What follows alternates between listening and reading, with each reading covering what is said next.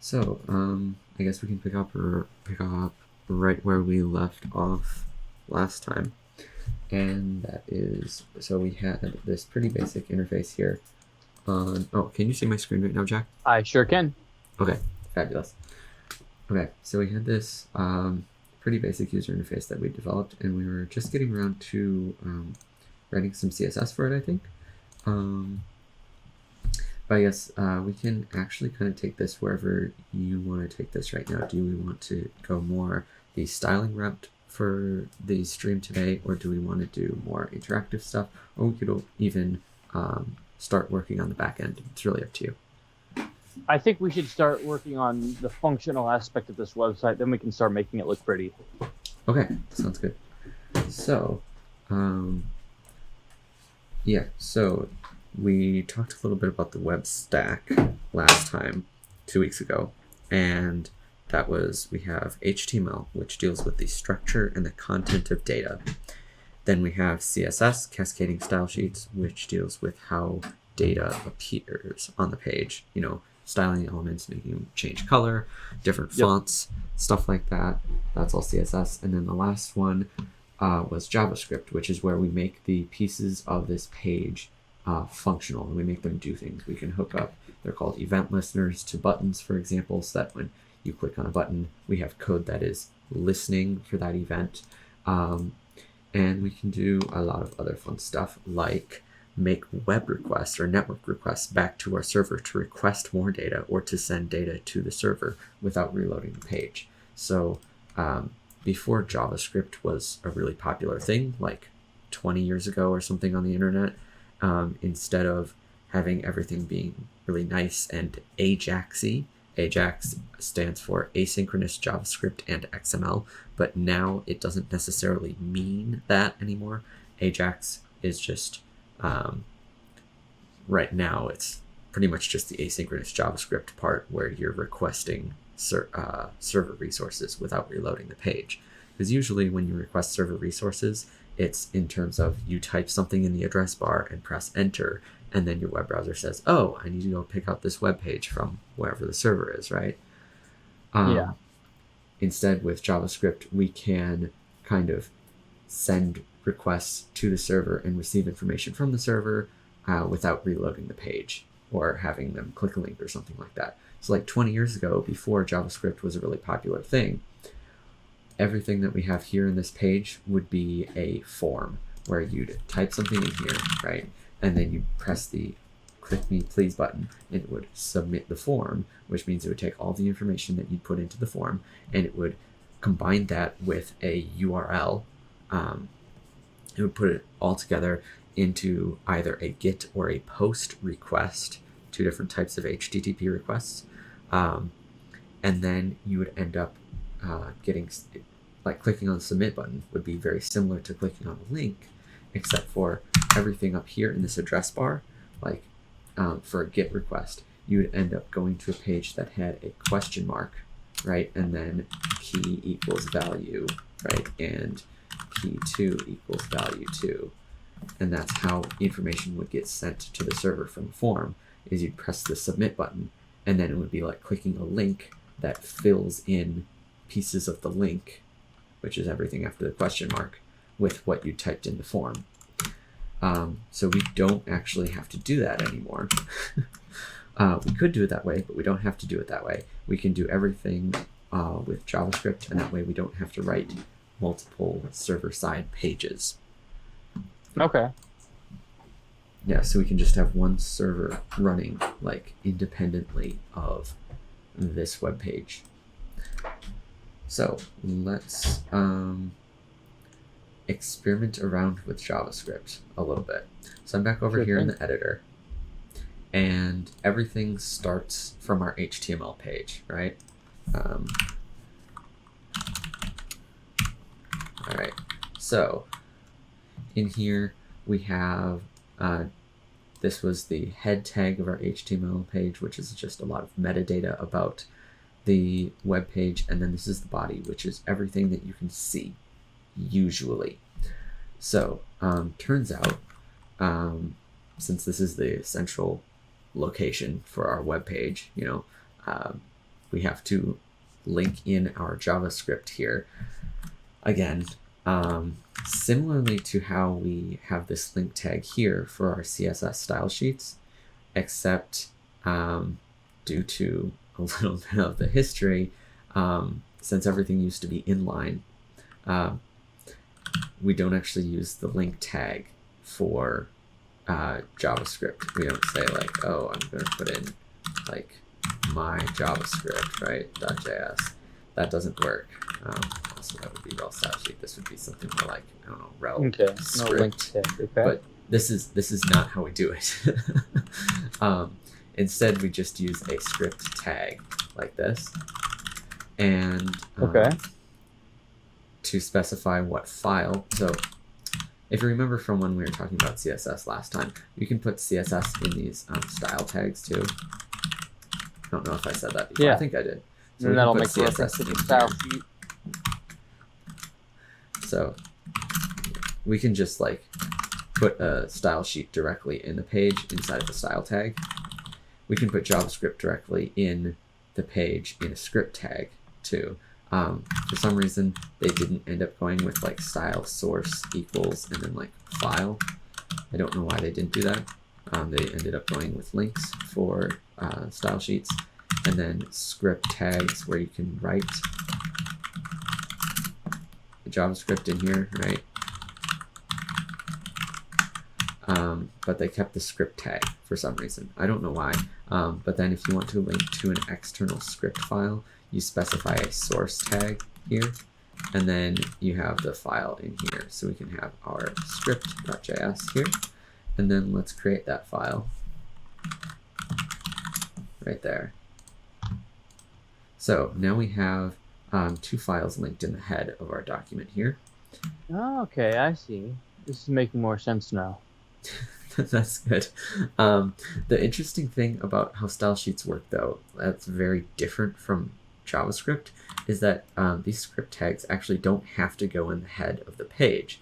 If you put them in the head of the page, it forces the browser to load the JavaScript before it loads the rest of the page. So it hits this link. It says, oh, I have to go load that CSS.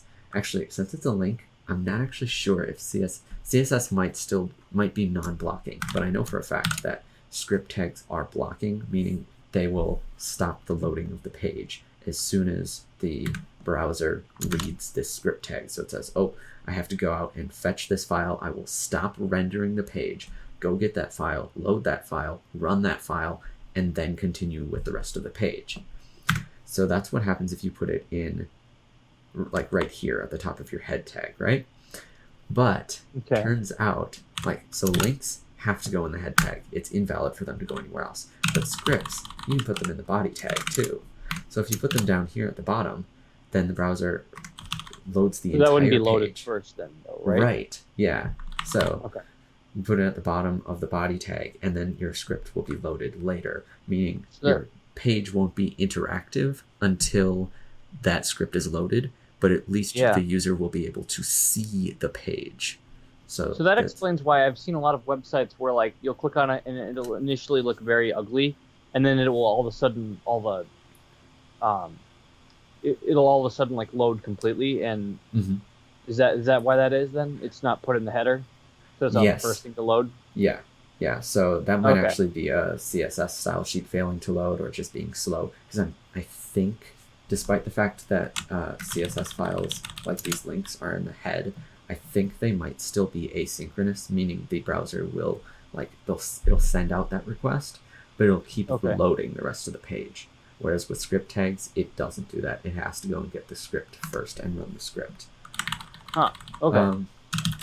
There is a special attribute that was introduced into script tags very recently, and it is this defer attribute, which means that despite the fact that it is in the head, it will still be deferred loading until later, so that the browser just knows that it has to load that script at some point in time. So it's kind of ends up being just like putting it at the bottom of the body tag.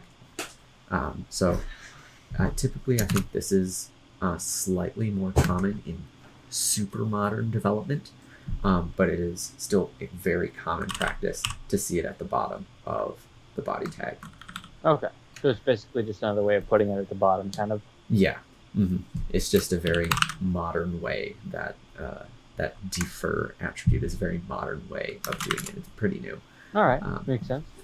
But yeah, let's learn the new ways of doing things, I suppose. Might as well. Yeah, sure. We have our JavaScript file linked to our document, supposedly, somehow or another. But we don't really But it doesn't have anything in it. Right. It's completely empty. Can you see the script file, script.js yes, over I here? can.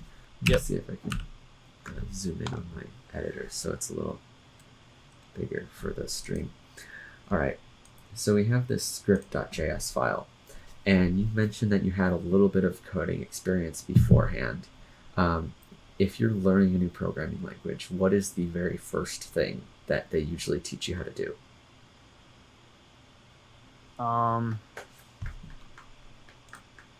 So it would probably be like setting up all your variables, right? Mm-hmm. Yeah, that's definitely one of the first things we can do. So we can set up some variables.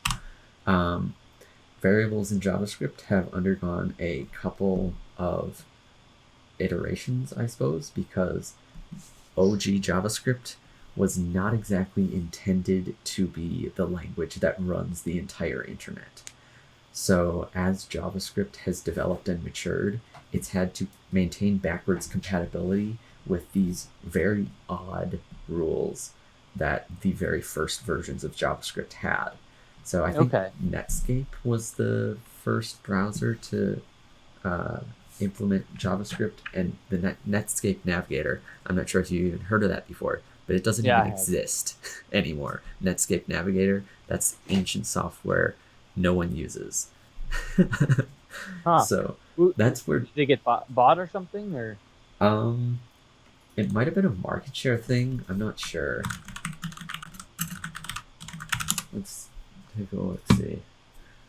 Netscape Navigator was a proprietary web browser, and I think 1994. Holy cow! It disbanded in 2003. It says on Google, or not on Wikipedia. Wikipedia says the final release was 2008. My guess is that was just like some sort of compatibility, like maybe a security update or something like that. It says, wow. Featured JavaScript. I think Netscape Navigator was the ones who invented JavaScript, like OG. Wow. But anyways. Yeah, because wasn't Java not originally owned by Oracle?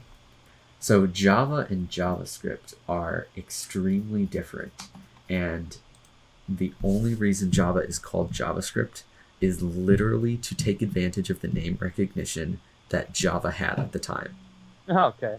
So, but they're totally different products.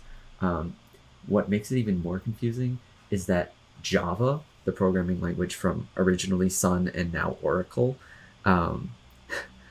actually, they were trying to become the language of the web for a little bit. I don't know if you've heard of Java applets before, but that's another pretty old technology where they were trying to get websites to actually have embedded Java code, Java applets, Java applications running inside of a web page, kind of like a Flash game, except it's Java. And so Java was actually trying to become the language of the web for a little while there, but JavaScript stole their name recognition and kind of pulled the rug right out from under them. And now JavaScript runs the internet. And it wasn't exactly designed to. It's not a great... JavaScript suffers from a lot of very strange design issues that throw a lot of programmers for a loop. One of those is actually how you declare variables. So there are at least 4 different ways to declare variables in JavaScript. We have, well, actually nothing. You can start with that. That is a way to declare a variable, and now you have a variable called foo. then you can use the var keyword, which has some interesting scoping rules, and this was the standard way to declare a variable using the var keyword. Something like that. And that scopes things pretty much how you would expect, but it had some odd quirks, like inside of for loops. I'm not sure if you're familiar with variable scoping. Does that sound familiar? I have no idea what that is. Please enlighten me. Do you know what a code block is? Yeah, that would be like the start and end of a loop, right? Basically, Right. like so from start to finish, what the instructions are for the computer to do. Yeah, that's exactly right. So like if we were, are you familiar with while loops? Something like this, like. Oh, so like while, as long as variable equals x, then it would be performing this function. So this one actually says while my var is greater than 4, but we could change that to equals, right? And I was just throwing out an example. Oh, yeah, exactly. Yeah, you're exactly right. So then everything inside of these curly braces is, well, first of all, that's the body of the while loop. That's everything that will be executed repetitively until the condition inside of these parentheses is false, right? Okay. But everything inside of curly braces in JavaScript, that's a code block, which also means that any variables that you declare inside of here, 89 or something like that, you can't actually access them out here, or you shouldn't be able to. I'm not sure if this is my editor just being strange, but it seems to think those are the same variable. That shouldn't work. Okay. This might actually be one of the cases where var actually has weird scoping rules, because var... Actually, yeah, that might be the case. So usually, if you declare a variable inside of a loop like this, you can't, or inside of a block like this, you can't access the variable outside of it. But with the var keyword, it appears that you can. I don't know, I've moved almost entirely away from using the var keyword because it's a bit confusing, and this is one of the areas where it's a bit confusing because it doesn't abide by the standard rules that most programmers expect when writing code. Anyways. Okay, so just a quick comprehension check for me. So that while loop says while my var is equal to 4, set the scope variable to 89, correct? Yes. So this would actually run infinitely because we're never changing my var. This is a really, really bad piece of code. Don't write this. Noted. But yeah, let's look at the next way to declare a variable, and that's using the let keyword. Equals 5. So this one has much more predictable scoping rules. If we were to change this to let, we definitely wouldn't be able to access scoped variable outside of here. That would be very confusing. JavaScript wouldn't know what scoped variable is, and that is, despite the fact that it's like, well, now we can access it in fewer places. That's actually a good thing, to have very predictable rules. It's a lot better to have those predictable rules that might be more restrictive. My var, or var, the var keyword is the old way of declaring variables. This is the new way of declaring variables. And then there's another way with a const keyword. My const equals 6. Just based on the keyword that's used to declare this type of variable, what do you think is unique about my const that's different from my var and my let? I think a constant would be a whole number value, correct? So that would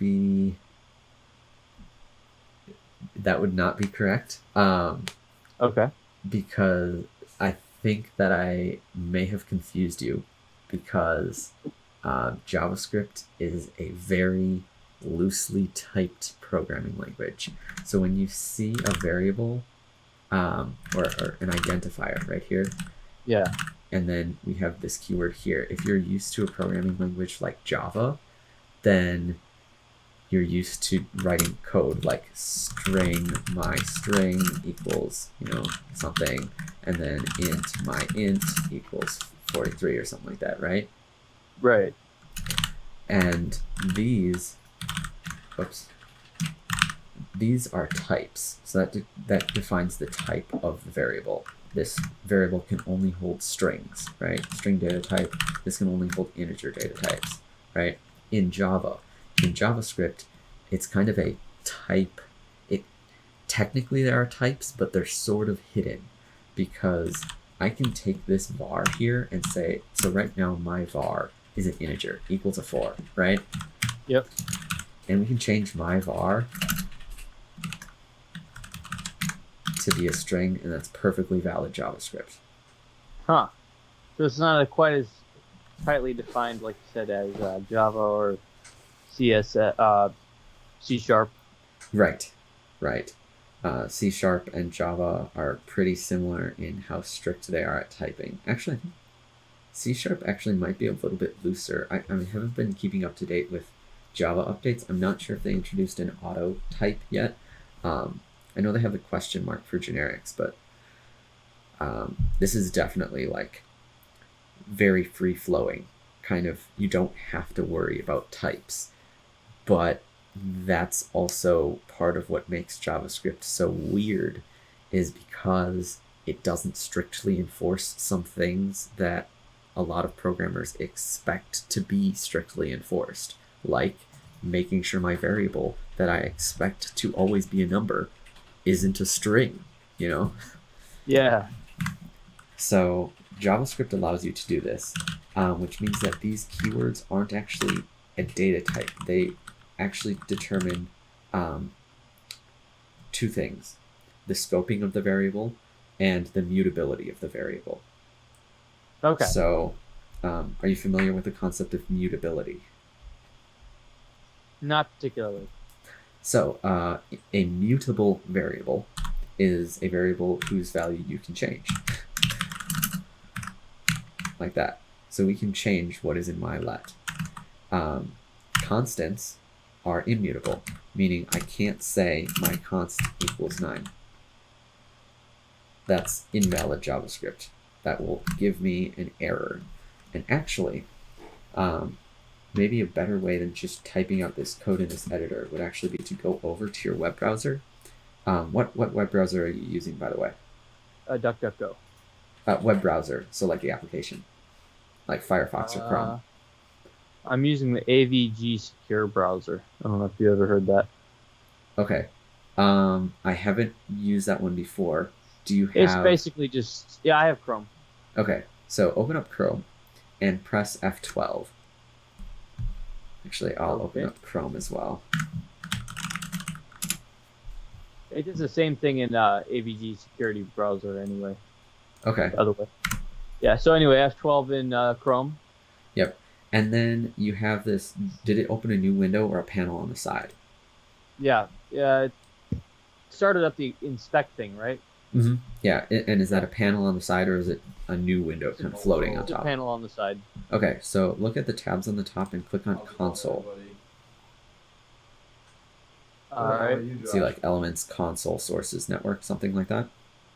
Yeah, so it says failed to load resource net error failed. That's fine. That's just, so this console is the JavaScript console for the current web page. That just means that either due to maybe a plugin that you have that's blocking some things, or maybe just a misconfiguration on the web page, there was an error in loading that web page for some reason. But you can ignore that, because we're only here for the little blinking cursor, which you should have either at the top or somewhere in this panel, right? Yeah. So I want you to type, let's see what we're looking at here. I want you to type in const, C-O-N-S-T, and then just come up with a variable name like x, and then set that equal to something in double quotes, which would make it a string. So string. We have like discussion. Okay, const x string. Yep, and then press enter. I don't know if you can you see my screen right now? Yeah, I can see your string. Oh, I forgot to put in the colon. Hang on a Oh, second, let you me don't try need that the again. semicolon. That's Really? optional. Yeah, it's Okay, it optional. returned a syntax error. Can you maybe type in the script.js, what you typed in, and we'll try and debug this. Sure. Alright. So type in what I typed in. Those are Yeah, just somewhere in the discussion script.js questions. so I can see what you're working with. Let's get into it. What do you guys Oh, think yeah. it means to be truly... Oh, and an equal sign. Oh, const x equals, right? Mhm. Oh, I see. So because we're making x a variable. I'm so Yep. sorry. So x equals and then something in here. Yep, and it returned undefined this time. Yep. Okay. Perfect. Now just type in x and press enter. Okay. Point. You might need to press And enter it's a twice. string. Perfect. Sweet. Now say x equals and then put in a different string in double quotes again. Equals and then, okay. Oh gosh. Sure. So did it give you an error? New energy. Well, yes, because it's a constant variable. So Perfect. Yeah, so it says uncaught type error, assignment to Yep. a constant variable, which if we were to declare a new variable using let, so say let y equals, y as a string, should return undefined. Check what that is by just typing in y, pressing enter, should contain that string. I can't hear you. yeah. Okay, and then say y equals, and then do a different string. Yeah. And it should. I did y equals x and then it returned x in double quotes. Perfect. Just like So- what you did, except different. Just like what I did, but different. But not. Yes, do exactly what I do, except not. So that's does that kind of clarify the difference between const and let? And like I said, there's no data types, so we can... let is a mutable or variable type, and constant is not. Yeah, and technically, like if we're being super pedantic, they're not actually types. Like let and const are not types. There are still technically data types in JavaScript, but let and const are not them. Obviously, just like in most programming languages, you have strings. I'm confused. What do you mean? Oh, let and const are merely const just They're makes the variable immutable. Let allows it to be mutable. Okay, so they're not variable types. They're just tags. In a way. Oh, right, because like a variable is still a variable whether you put var, and then the variable. It just all that matters is that you put the variable and then an equal sign and then whatever value after that. Right. So that makes sense. It's basically just a tag. Okay, makes sense. And it does also declare the scope of the variable as well. Sure. Which it scopes it to a block. We'll get more to that later. Sure. But yeah, that's the difference between let and const. As far as actual variable types, obviously you have strings. That's what we've been working with. Text in between double quotes. You can also use single quotes. There is no difference in JavaScript between double quotes and single quotes. And then, so you have strings, you have numbers, obviously, like you can do integers and you can do fractional numbers. They are the same type. If you're familiar with other programming languages, they might have like a float or a double and integer types. JavaScript, it's just a number. So. Okay.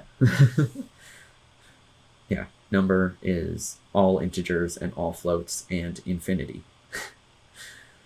So you can have all of the above and there's actually a third or a fourth called not a number. That is basically, if I ever see not a number, I get very scared because not a number is the worst value to deal with in JavaScript. I highly recommend staying very far away from not a number. It looks so ominous too, with the alternating capitals. It is very ominous. I would say I try and avoid encountering not a number at all costs. You get not a number if you divide. I will say that, like, Let's see. the important thing to mention, How do you it's get kind of not a obvious number? through the theme of tonight's message, but, like, to be human means to be made in the image of God. I'm not That's actually a sure. very important piece. I think that there's a lot of, like, characteristics that come from that we can kind of Maybe if derive. you divide something by infinity, So I think it's important How do you to type mention. infinity? That's what I want. it's just a capital I infinity. It's a keyword. Oh, Oh, no calculus. I know how you can Thank do it. goodness. Math square root of -1. Oops. Well, yeah, There you go. If you try and get Go the into square root that. of -1, that's not a number. quite a bit, I think. I don't want Because to ramble. Can you for, divide by 20 0? minutes. That Sorry. gives you infinity, I think. Oh wow. So that's what happens. They told me you couldn't do it. They told me it was impossible. Yes, but no, JavaScript has figured out how to do it. I'm just being concise. Anyways, Leave it to Java. A lot of facets. yeah, it's another one of the reasons why JavaScript isn't fabulous. But you know, it's if you want to do web development, this is what you have to work with. So a lot of the weird things about JavaScript you can actually ignore if you just program in a sane way. You know, like try not to ever do a square root of -1. Try not to divide by 0, right? If you just have these basic sanity checks, you shouldn't run into the weird sides of JavaScript very much. So, yeah, JavaScript gets insane when you aren't careful, I guess. Okay. But yeah, we have variables. You can do math, pretty basic. You know, that's multiply, that's divide. You have plus and you have minus. They all work how you'd expect. I don't think we need to go over that. I'm fairly confident in your arithmetic abilities. And then, especially in arithmetic statements, you can also parenthesize things. So if you wanted to do like 9 plus 8, and then times 7, that would be evaluated how you expect with parentheses. You do have an exponentiation operator. That's a double asterisk. So you can do 10 to the power Weird. of 9. I would think that would be like a the whatever it is that The caret. the indent key over above the 6, whatever that's Yeah. called. That's called a caret. Caret. Okay. Does that work or does that not work? That is a valid operator, but it is not the exponentiation operator. It is the XOR operator, Bitwise Xor. Are you familiar with Bitwise operators? No. Okay. That's a very foreign term to me. So, Like I can't even figure out what that would be from the syntax. yeah, it is not necessary to get into right now. It's rather complicated. Essentially, since all numbers can be represented in a series of zeros and ones, right? So this is a binary representation of the number that you see here below, like kind of faintly here, Yeah. right? A bitwise XOR operator. So if you do that with another binary number, right? What it will do is, starting from the least significant place, it will compare both of the binary digits. So for example, both of these are 1s, right? The first digit is 1 in both of these numbers. And if they are the same, it will return a 0. And if they are different, it will return a 1. So in this case, the first digit of the result between these two numbers are the result of this operation. If we look at the binary representation, the first digit should be a 0, and we can actually show the binary by saying that to string base 2. So the first digit is a 0. The second one here is a 1, which means that the second digit here is different from the second digit here. So Okay. it's a bitwise operator. You'll probably never need to use this. Probably never. Okay. But yeah, that's why experimentation is double asterisk. It's because the caret was already taken. Anyways, boring math stuff out of the way. Let's actually do something in our program, right? Yeah. So we have all these variables not doing anything. We can print something out to the screen. Well, sort of. So in JavaScript, since it runs within a web page, you kind of have a couple different places where you can send output. So you could send output to the HTML page. You could send output to the JavaScript console that we've been working with. You could send output in the form of a pop-up window. You could send output in the form of opening a new tab. So there are lots of ways to send output in JavaScript. The one that we're going to do is the easiest, and that is writing to the JavaScript console, which no normal person sees. So it's not quite very exciting yet, but we're getting there. So we do this by accessing this. It's not a keyword, it's an object. It's an object is a type of variable. It is a data type in JavaScript that essentially just contains a collection of a bunch of other things. So they can be other variables, they can be lists of things, they can be other objects, they can be functions. So this is just an object that has a collection of very useful functions. We access the functions inside of the console object by typing this dot and then the name of whatever we want to access. In this case, it is log. So you can put any expression in there that you want. It can be a string, it can be a math problem. You could put a lot of different things in there. Booleans. Type whatever you want inside of those parentheses. All right. Oh, are you seeing? I'm typing this on the in Visual Studio Code. Let me look at this in Visual Code. Yep, console log. Right. So type something in here. Yeah. And we'll just see what JavaScript puts out. And this will also verify that it's working. So if we want that to be a string, it needs to be wrapped in double quotes or single quotes. Right. Like that. Yeah, perfect. You'll see how you'll see how it highlights it like in a different color, probably brown. Is it like a brown or orange on your side? Yeah, it looks kind of orangish. Yeah. So syntax highlighting. Cool. So I'm going to move over to our page here. Let's see. I want to copy this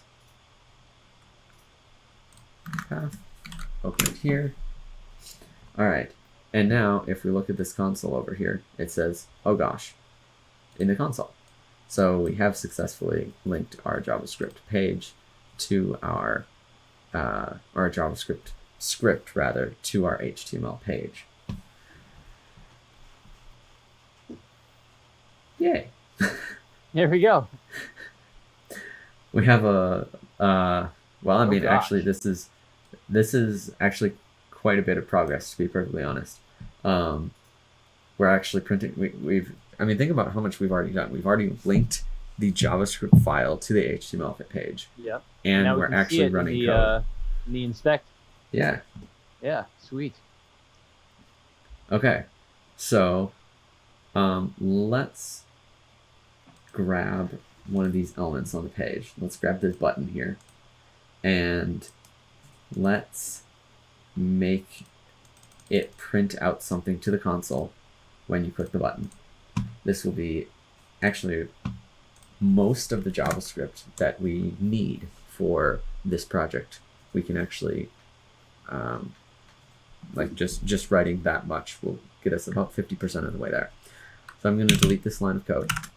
And what we need to do now is look at this HTML page and find this button and then add an event listener that responds to clicks specifically, right? So we have access to the document via this special object called document. And actually, if you go over just to the console again and just type in document on the console and press enter, you should get this big thing that's basically like your document in the console. Do you see that?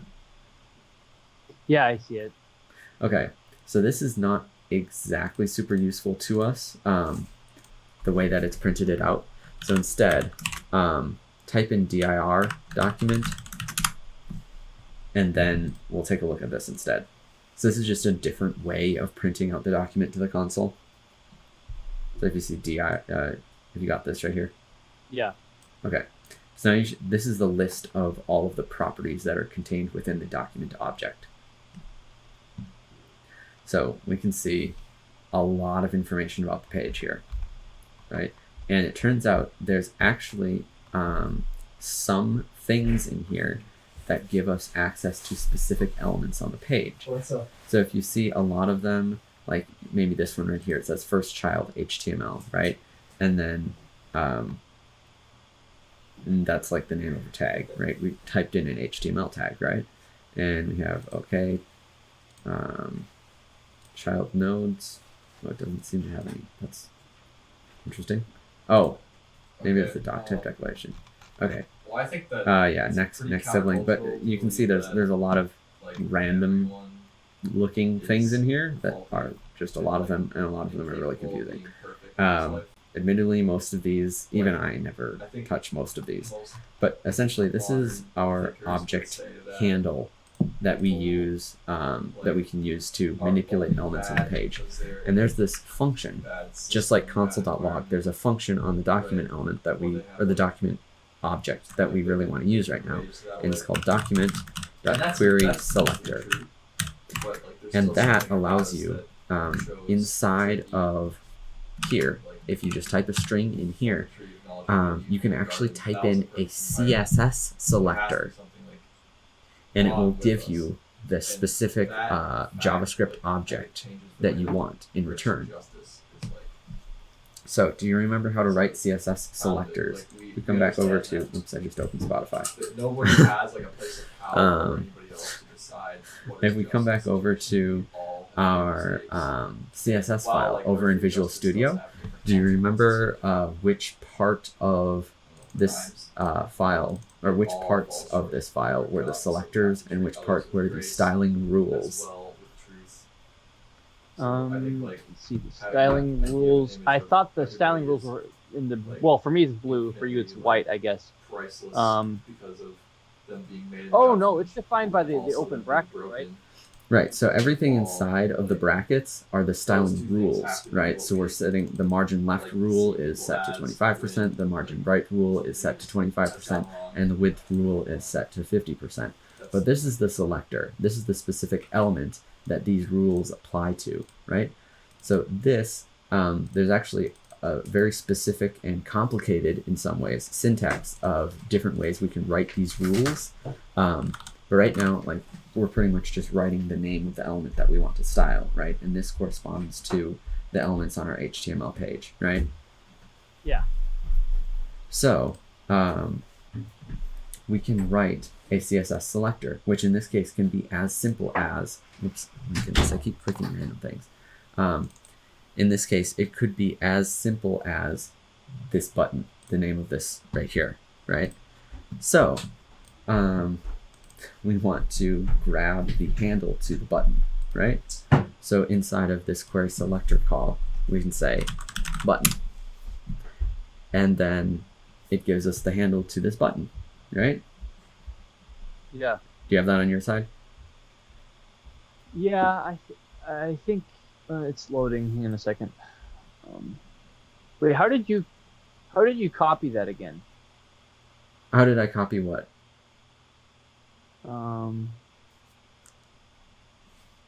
No, 1 second. Yeah. Okay, yeah. So you have document.querySelector and then button. I gotta inspect. Okay, yep. And then you get this like button. It looks like an HTML tag in your console, right? Yeah, button, click me, please. Yep. So that is our JavaScript object that we can add event listeners to. So let's copy this into our JavaScript document over here. Right there. And now we can access some of the properties that belong to this button object, right? And we do that by typing in the dot. And then actually, if you do that, if you type in the dot, you should on your side get a big long list of everything that you can add to it. Attribute node, see data section node, comment node, document fragment mode. Yeah, there's a long list. Oh, a whole long list, yeah. Yeah. So what should I be adding? We want to add an event listener. So type in add. You can type it and it'll filter the list. Oh, okay. Add event listener. There you go. And that is a function. And you can tell that it's a function because it begins with a verb, right? Add event listener is a verb, so that means it's a function. We call the functions with parentheses. So type in an opening parentheses. And then inside of here, we can specify what type of event listener. So this is a string, meaning double quotes, and then type in click. And then closing quote, a comma, and then, so this is a second argument to this function. So we're passing this add event listener also function. a string? This will not be a string. This will actually be more code in the form of a function. So we're going to write our own function now. So type in the word function. Okay.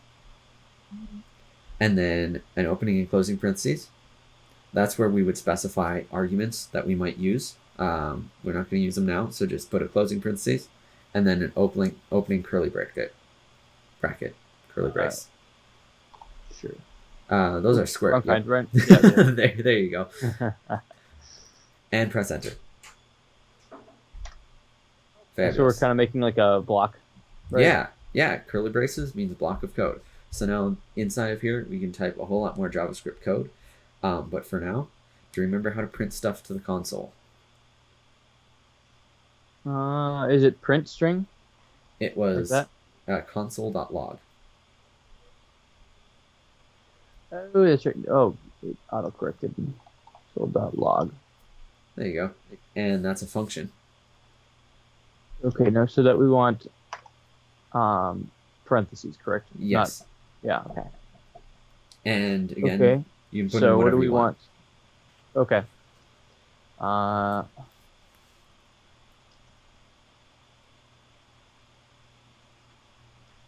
the sad thing is that the Bible's been used to justify a lot of bad things in history.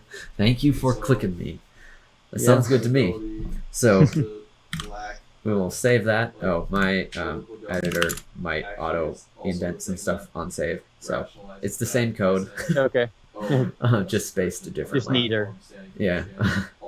We can get into that later, maybe. But now I'm going to go back over to my page here, refresh, and click this button. I don't know. It's kind of ironic how And so the Chrome console does, it kind of lumps duplicate logs together, but as you can see, I've clicked this 38 times. No. Yeah. So it is working. We have successfully attached a click handler to this button that is listening for clicks. And that is probably... Now we can actually do something. Yeah. Now that we've got that set up. Yeah. So we're at 50 minutes. So I don't think we're going to do much more JavaScript, but there is one other aspect of programming that's really important that we haven't talked about yet. That's kind of a bigger overarching thing. So this is the JavaScript for today. We have a button that says "Thank you for clicking me" when we click it. Actually, we can make this a lot more fun by replacing this call with an alert. This is a way to create a tiny pop-up box that tells the user something. It works very similarly to console.log. You just put in a string and that's what it will display, right? Is that what I see whenever a website wants to send me notifications or know my location? That would be a permission request. So those are different. Okay. Yeah. An alert, at least in Chrome, they kind of look a little bit similar though. So this is what an alert looks like in Chrome. It would drop down. Yeah. You see this? Yeah. So that's what an alert looks like in Chrome. I've seen that. Okay. Cool. Yeah. It's a little more interactive. That will show even if the console isn't open. All right. So that's a little bit more Yeah, fun, I like that. interactive way of output. But we're gonna leave this be for now, and take a really quick look at GitHub. Have you heard of GitHub before? Yeah, I know. From the article, I have Right. an account for it. The window Oh, right. So pulled from, in it defines GitHub society as doing is a what way the that we can got, like and then there also says upload that this also code and kind of certain- share it and see. Oh, thank you for following. Oh, wait, no, Somber that's- Sauce. this is different. Hey, we got a follower. That's kind of nice. Yeah. Welcome. Thank you. Welcome. I hope you enjoy the stream. Yeah. We're gonna talk. Streams every Thursday. Yeah, every Thursday. It's We're active. doing. So this is the development one. We're alternating every other week. So every other week we're doing web development from absolute scratch, and then on the off weeks from that we're doing. Blender We're doing tutorials. Blender. Yeah. Yes, Just had to sir. respond to the guy in the chat. Hello, everyone. He says. Hello. Yes. So we made a sword last time. Do you have the highlight reel of that up on your channel yet? So I am working on editing the first stream. Actually, I have that. The project is in Premiere. I am working Okay. on it. I've just been a little bit slow about it because No. That's For- all right. Yeah. So yeah, we'll get into that later. What we'll be making, but that'll be next Thursday. Anyway, you said GitHub. We were going on about that. yeah, Great. right. Yeah. GitHub. All right. So I have made this repository pretty much, and that's where we can store this code. I think I'm not logged in on this browser though, so I'm gonna make sure that. Just give me a sec here.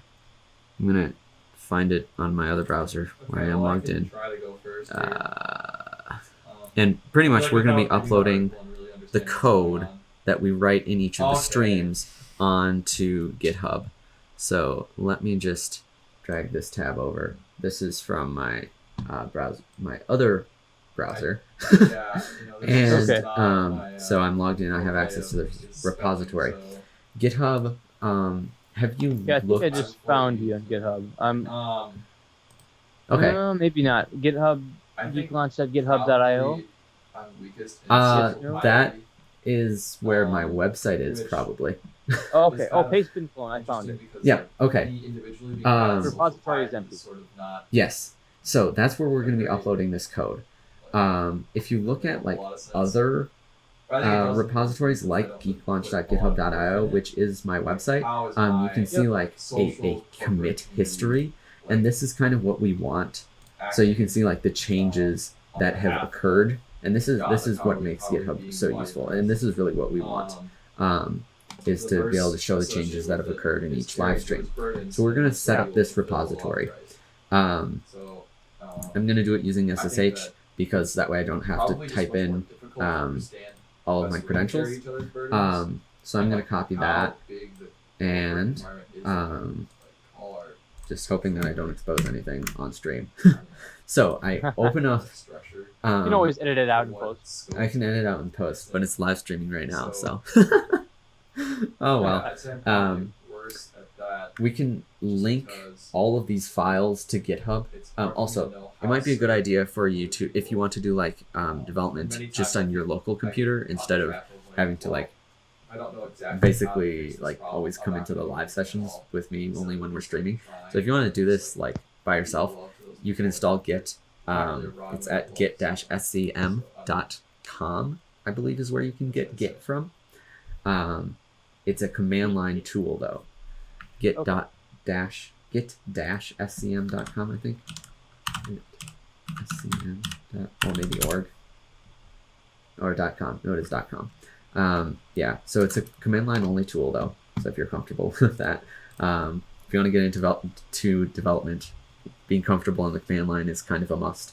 Actually, you kind of end up getting comfortable with it to a point that you tend to avoid user interfaces. Okay. Anyways, All right. let's set this up. So I'm going to say git init to initialize this directory as a repository. So we're, I guess I'd already git init for this repository. It's fine. Then we say git remote add origin, and then paste in that SSH link. If you're setting this up on your computer, you're actually going to want to go to the repository and say git clone and then the link of the repository, and that will actually set everything up nicer, I guess. But I'd already initialized this repository, so I'm doing it a bit the long way. I already added the origin remote. Yep.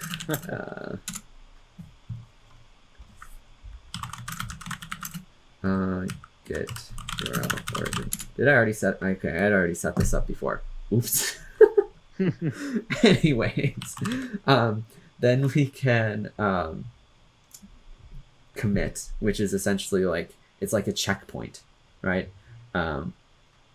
Checkpoint in our code, a place where we can fall back on if we make mistakes. It's kind of like saving all of the files and then uploading them to a server in a particular state, and it remembers what that state is. So GitHub is kind of like a cloud for code files, basically, right?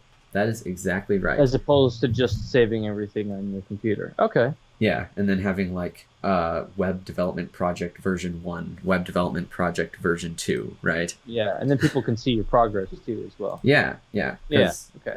You have to set the like visibility on GitHub, so it's either public or private. This is a public repository because it's a public live stream. So anyways, let's create this checkpoint. It's called a commit in Git language, but it's basically like a code save checkpoint.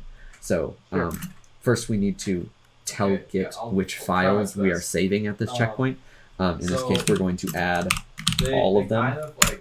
So that adds all of them to, introduce this as like a, that tells Git what's it called when you have, that like, we're going to add add all all. of them. like Git keys, add. So that's and then you have, index.html, like, script.js, and styles.css. Yes. So we can actually say like git status to see where we are right now, and it says changes to be committed. So actually, if I say So it looks like Okay, so we're setting it up to be that, committed. We right? haven't done anything yet. it's just it's not focusing. That's fine. how do I? But so it's like personal and social can both be piety and justice. So piety Okay, so this is weird like, because we don't actually have anything to check out back at to. least in this Um, sense, It's Huh. fine. like, what is right Git, before God, like for yourself, and then justice Okay, so, is what is right towards your fellow image bearers.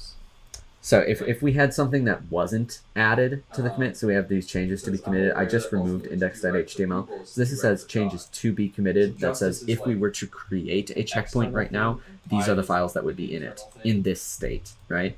And if we were to create a checkpoint right now, we would ignore index.html. But right now we want to create a checkpoint for all the files, so we just say git add -- all. And then if we say git status, then it shows all of them are to be committed.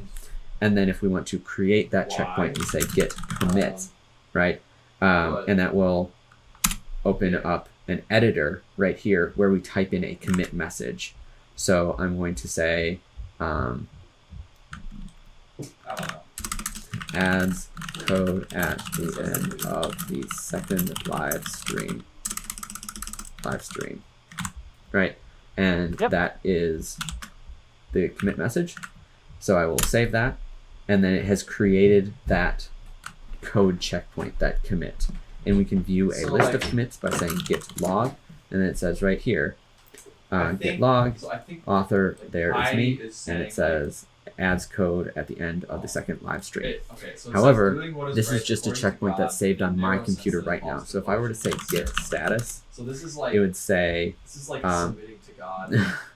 your branch is based on origin/master, but the upstream is gone. That's just because the upstream is GitHub's servers. GitHub servers currently don't know anything about this project because we've never uploaded code to it. So we'll just have to send code to it, and we can do that by saying git push origin master. And then I type in my SSH key, which is something that I've set up beforehand. You don't have to worry about that.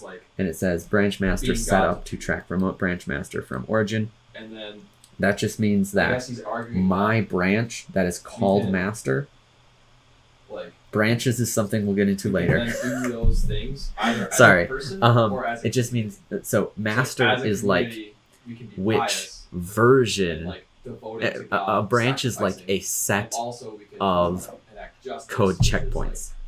So the default set is called the master set of code checkpoints.